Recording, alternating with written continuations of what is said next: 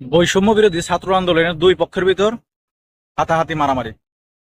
কক্সবাজারে আপনারা জানেন যে গত 2 দিন আগে যে শহীদ মাস পালন করা হয়, সেখানে সমন্বয়কদের দুইটা টিম তৈরি হয়। কেউ বলে আমরা মূল সমন্বয়ক, কেউ বলে আমরা মূল সমন্বয়ক। কেউ বলে যে আমরা রাজপথে ছিলাম, আন্দোলন করছি। কেউ বলেন যে ওরা খারাপ, ওরা ছিল না, আমরা ছিলাম, আমরা আন্দোলন করছি, আমরা সরকারকে পতন ঘটাইছি, আমরা এই আন্দোলনে সফল বয়ে এনেছি।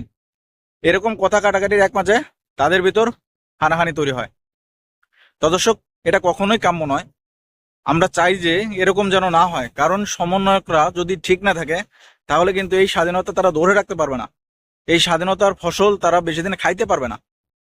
কারণ এই স্বাধীনতার ফসল খাইতে হলে নিজেদের এক হইতে হবে, নিজেদেরকে এক জায়গায় থেকে সমবেতভাবে কাজ করতে হবে। কারণ আমরা বিভিন্ন সময় বিভিন্ন জায়গায় দেখতে পাচ্ছি যে সমন্বয়করা এক এক জায়গা থেকে এক একজন বলতেছে ওরা সমন্বয়করা, আমরা সমন্বয়ক, ওরা কিছু করে নাই, ওরা ভুয়া, ওরা এখন মানে সুবিধা পাওয়ার জন্য এসে সমন্বয়কের ব্যানারে দাঁড়িয়েছে, ওরা আন্দোলনে ছিল না। মানে বিভিন্ন জায়গা থেকে কিন্তু বিভিন্ন অ্যাক্টিভিটিস দেখতে পাচ্ছি। এবং সমন্বয়করা বিভিন্ন রাজনৈতিক দলের সঙ্গে গিয়ে আলাপ আলোচনা করতেছে, বিভিন্ন জায়গায় গিয়ে জমি জমা দখল, দোকানপাট দখল, এগুলোর বিচার করার চেষ্টা করতেছে। আসলে ভাই, এটা তো সমন্বয়কদের কাজ না। সমন্বয়কদের কাজ অন্যটা। সাধারণ ছাত্রছাত্রীরা একসঙ্গে থাকবে, একসঙ্গে সমবেত থাকবে। তারা তো আপনার নিজেরা যে দেশ চালাবে, নিজেরা যে কন্ট্রোল করবে, বিষয়টা এরকম না। কারণ সাধারণ নির্বাচনের পরে যে সরকার আসবে, সেই সরকারের হাতে যেরকম দেশ চলে সেরকম বা সেই আইডিয়াতে দেশ চালানো উচিত। এখন তো একটা সরকার আছে, সেই সরকারের যে সিস্টেম, ওই সিস্টেমে চালাতে হবে। তাছাড়া আপনারা যদি এরকম মারামারি, হানাহানি, কাটাকাটি করেন, তাহলে কিন্তু কিছুদিন পরে দেখতে পাবেন যে ছাত্রদল, ছাত্র শিবির বা যারা যে এখন গণ অধিকার পরিষদ, জিওপি, তারপরে আমলিগের নেতাকর্মী অনেকে কিন্তু মাঠে আছে। তারা কিন্তু আপনাদের উপর এরকম হামলা করবে, আপনাদেরকে রাজপথ থেকে সরিয়ে দিতে চাইবে।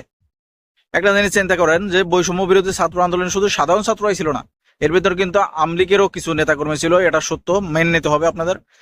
তারপরে নুরুর দল, জিওপি, গণ অধিকার পরিষদ, জামাত, শিবির, বিএনপি, এরা তো ছিলই, সেটা তো আর না দেখার কিছু নাই। তা যখন এরা ভাগাভাগি হয়ে যাবে, যখন এরা ক্ষমতায় যেতে চাবে, তখন এরা কি করবে? একটা পক্ষ হয়ে, যখন বিএনপি যদি ক্ষমতায় যেতে চায়, বিএনপির যেসব পোলাপান আছে, ছাত্রদল আছে, এরা একটা পক্ষ হয়ে অন্য সাধারণ ছাত্র বা অন্যদেরকে মাঠ থেকে উঠিয়ে দেওয়ার চেষ্টা করবে।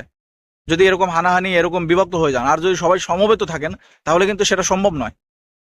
কারণ ডাক্তার ইউনূস কিন্তু আপনাদের বারে বারে বলতেছে যে যারা সাধারণ ছাত্র আছে, তোমরা ঘরে ফিরে যাও, তোমরা ক্লাসে ফিরে যাও, পড়ালেখায় মন দাও, পড়ার টেবিলে যাও। আর যেসব মেয়েরা আছে, যাদের কোনো কাজ কাম নাই বা কোনো নাই, নিজের কোনো ব্যক্তিগত বা ভবিষ্যতের কোনো প্ল্যানিং নাই, তারা ঘরে বসে মা বাবার কাছে সাহায্য করো। ডাক্তার ইউনূস কিন্তু এরকম ইঙ্গিত দিয়ে কথা বলছেন যে তোমরা মাঠে যা করছো, এটা কিন্তু কোনো সাধারণ ছাত্র বা কোনো ঐক্যবদ্ধ স্টুডেন্টদের কাজ হতে পারে না। তাহলে বোঝেন যে যেহেতু সরকার প্রধান, তাদেরই সরকার প্রধান, তারা যে সরকারকে বসাইছে, সেই সরকার প্রধান যদি এরকম ইঙ্গিত দিয়ে কথা বলে থাকেন, তাহলে তারা কতটা মানে ভাঙনের ভিতর আছে, কতটা মানে কি বলবো, অস্থিতিশীল পরিবেশের ভিতর আছে। তা না হলে কিন্তু এরকম কথা বলতে পারে না। তারা এরকম আছে বলেই কিন্তু তাদের সমবেত হওয়ার জন্য, তাদের একত্রে থাকার জন্য কিন্তু এরকম ঘোষণা আসতেছে। তা দর্শক, যারা এরকম কর্মকাণ্ডে লিপ্ত আছেন বা এরকম চিন্তা ভাবনায় আছেন যে আমরা বিভক্ত হয়ে আমরা নিজেরা সুবিধা ভোগ করব, এখান থেকে ফিরে আসেন। সবাই এখন এক জায়গায় থাকেন, এক ব্যানারে থাকেন, তাহলে আপনাদের এই স্বাধীনতার ফসল, এই আন্দোলনের ফসল ধরে রাখতে পারবেন, নিজেরা অনেকদিন খাইতে পারবেন।